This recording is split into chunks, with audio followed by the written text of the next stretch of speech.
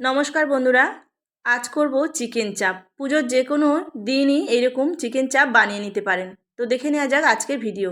কাজু, চালমগজ, পোস্ত ভালো করে পেস্ট করে নিলাম, একটু গুঁড়ো করে নিলাম। তারপরে দিয়ে দেবো আদা, কাঁচা লঙ্কা, পেঁয়াজ, রসুন আর 100 গ্রাম টক দই।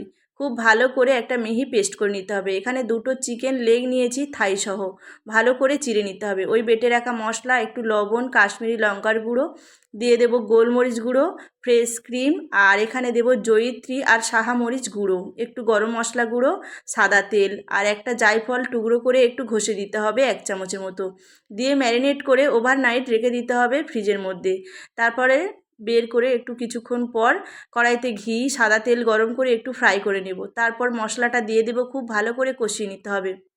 দুধে ভেজানো কেশর দিয়ে দিলাম, কেওড়া জল, গোলাপ জল। রেডি হয়ে যাবে আমার চিকেন চাপ। ভালো লাগলে একটা লাইক করে দেবে।